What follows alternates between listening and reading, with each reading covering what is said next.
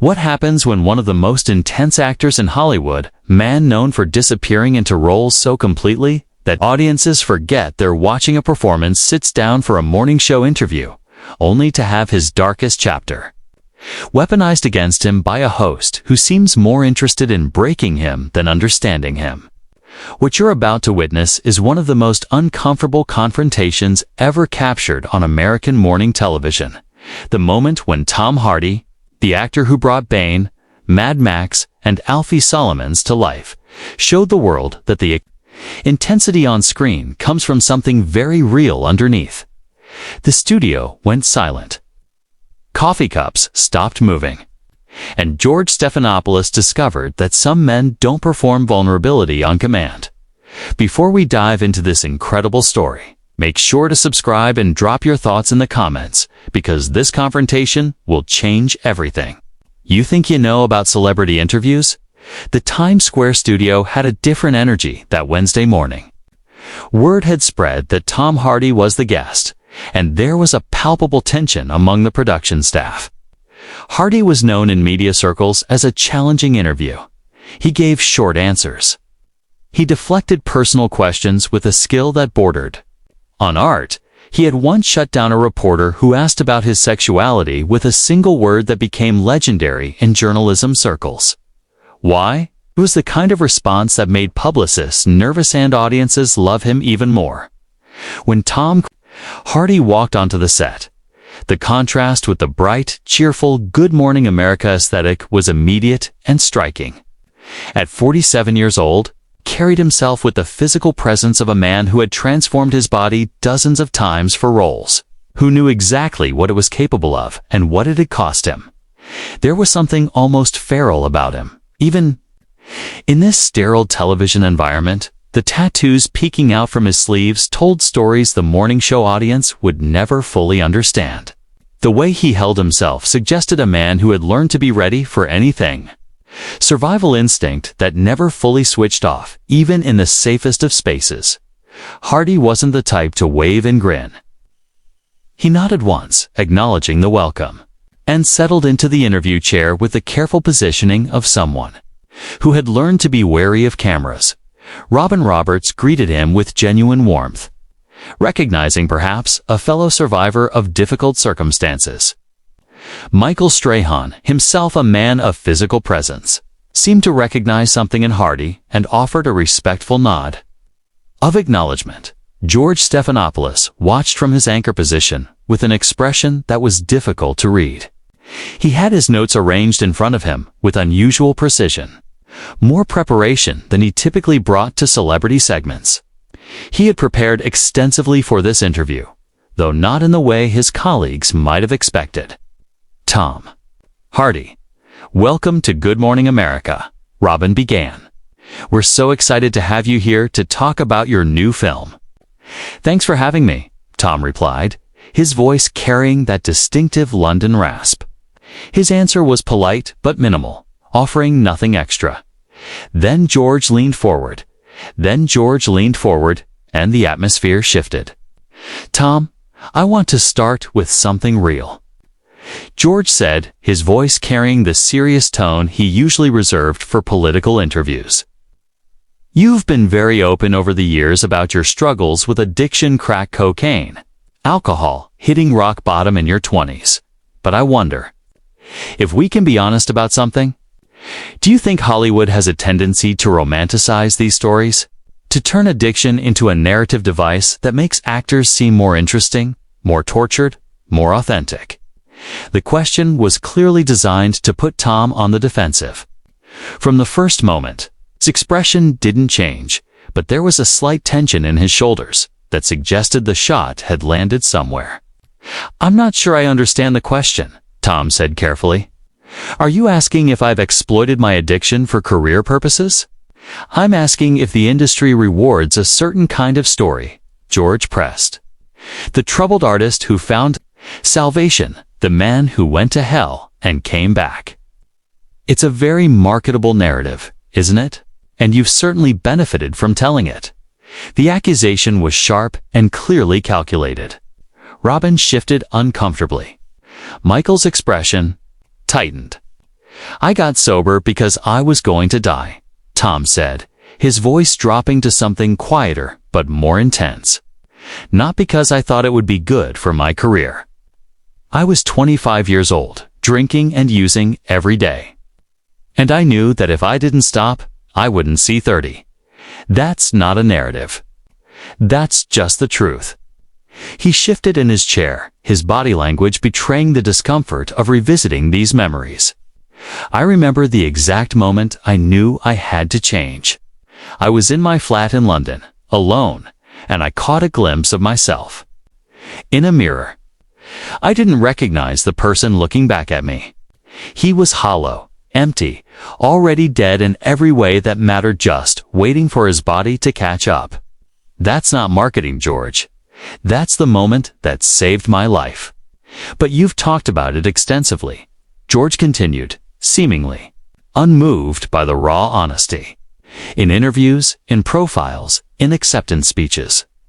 At some point, doesn't the repetition of the story become its own kind of performance? Another role you're playing. Tom was silent for a long moment. When he spoke, his voice had an edge that made several crew members exchange nervous glances. You've clearly prepared for this interview with a specific goal in mind. I'm just not sure what you're hoping to accomplish. Do you want me to apologize for being an addict? Do you want me to apologize for getting sober? Do you want me to apologize for talking about it honestly in the hopes that it might help someone else? I want honesty, George Stephanopoulos said. Real honesty, not the polished version you've given 100 times before. You want honesty. Tom Hardy leaned forward, and there was something in his eyes that suggested George had made a serious miscalculation. Here's honest. I was a mess. A complete and total mess. I was unreliable. I was destructive. I hurt everyone who tried to love me. I lied constantly to myself and to everyone else. I stole from people. I manipulated people. I was, by any reasonable measure, a terrible human being. His voice was rising now, carrying an intensity that seemed to fill the studio. I got sober because a friend looked me in the eye and told me I was going to die alone, and no one would. Courand, he was right. That's the honest truth, George. Not romanticized, not marketable, just ugly and real. Is that what you wanted to hear? George seemed momentarily thrown by the raw directness, but he pressed on. But here's what I find interesting.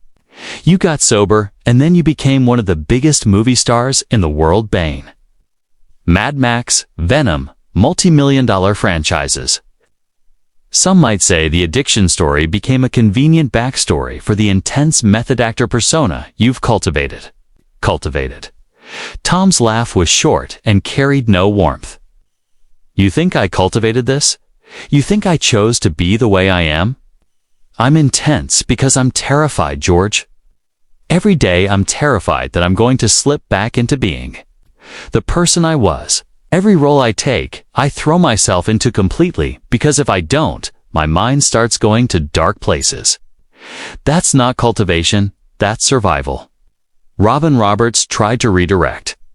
Tom, I think what people really admire about you is your commitment to your craft, the physical transformations. The accent work? No. Robin, let's stay with this. Tom interrupted, his eyes fixed on George. Because I think Mr. Stephanopoulos has more he wants to say. Don't you, George? You've been building toward something. Let's hear it. George straightened in his chair, accepting the challenge. Fine. Let's talk about the intensity, the method acting, the reputation for being difficult on set. Some directors love working with you. Others say you're impossible. There are stories about conflicts, about you being controlling, about you needing to dominate every scene. Is that the addiction manifesting in a different form, trading one obsession for another? The question was brutal in its directness. It suggested that Tom's artistic process was actually a pathology, that his success was built on dysfunction. You want to psychoanalyze me now? Tom's voice was quiet but dangerous.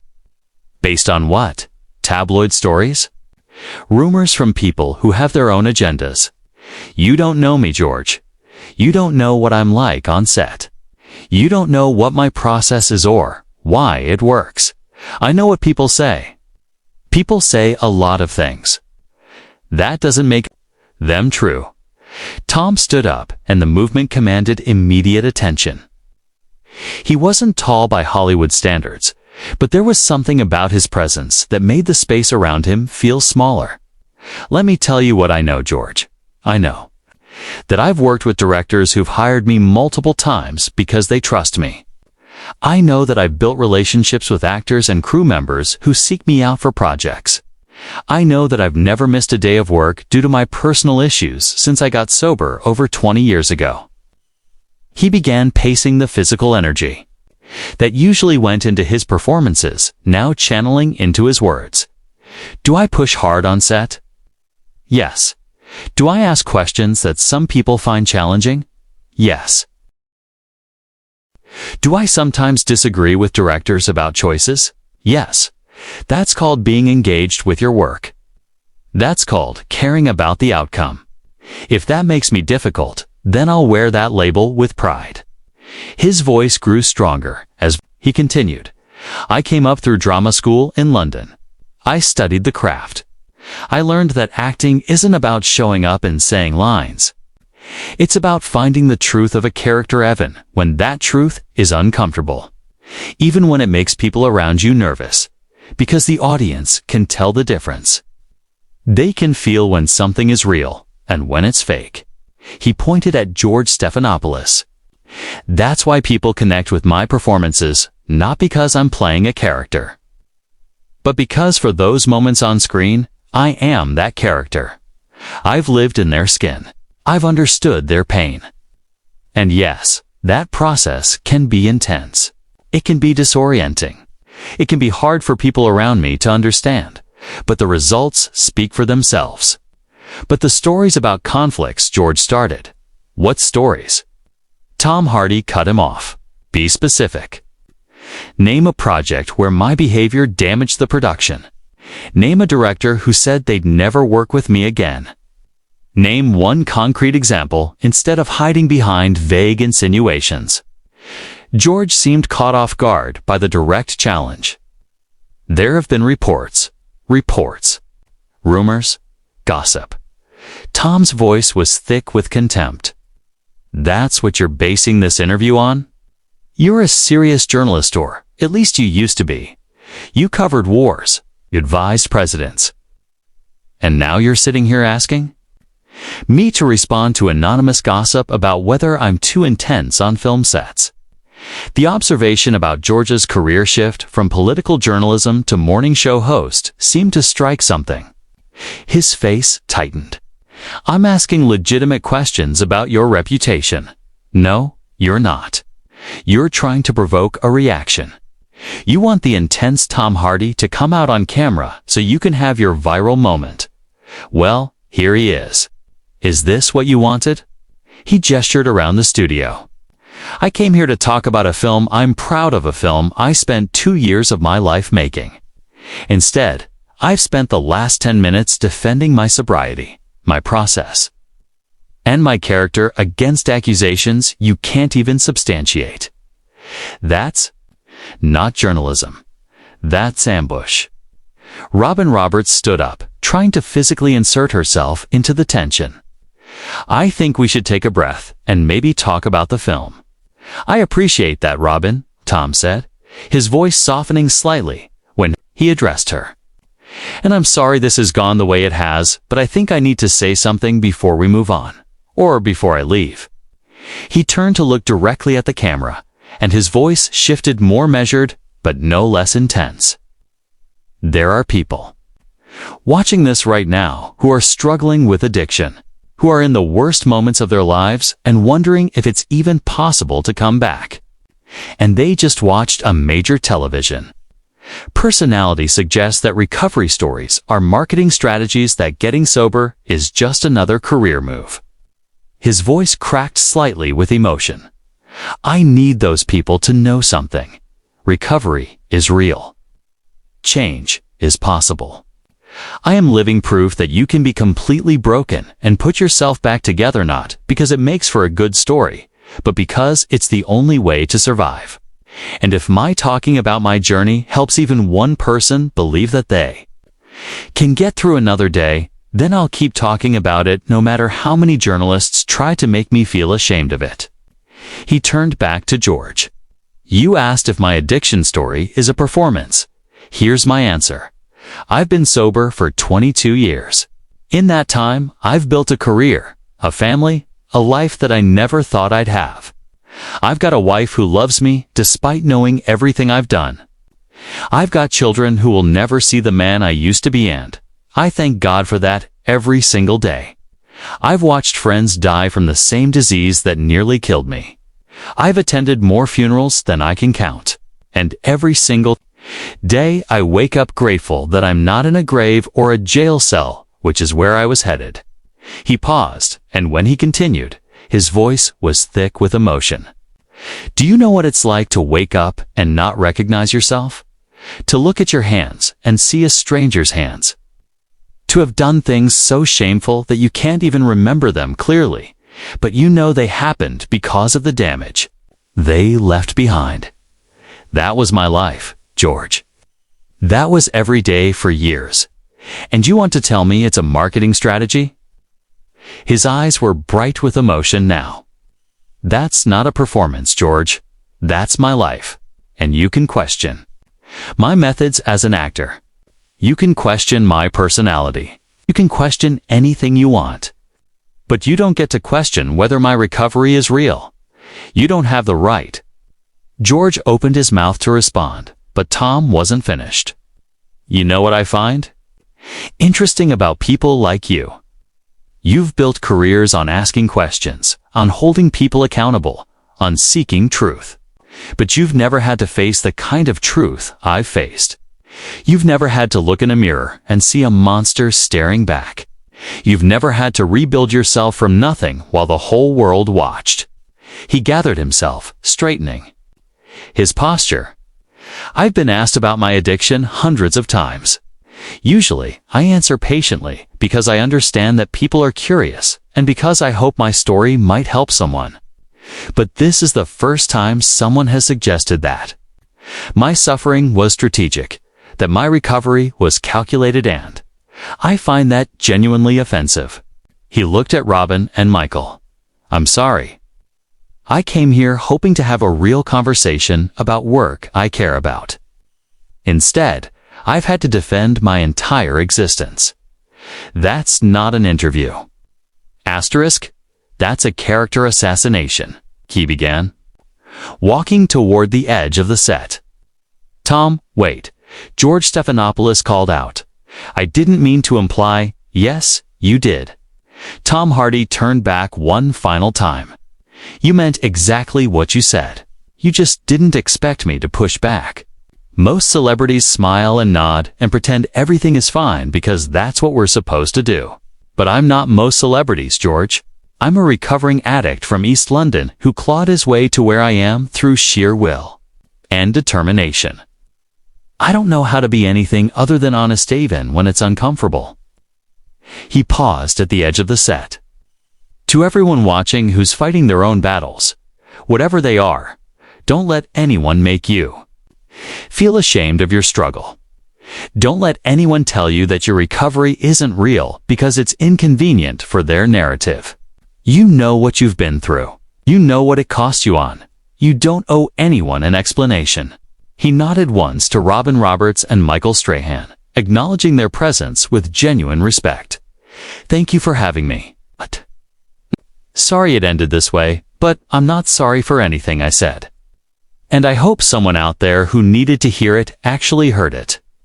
And with that, Tom Hardy walked off the set of Good Morning America, leaving behind a silence that seemed to swallow the entire studio. Robin looked close to tears.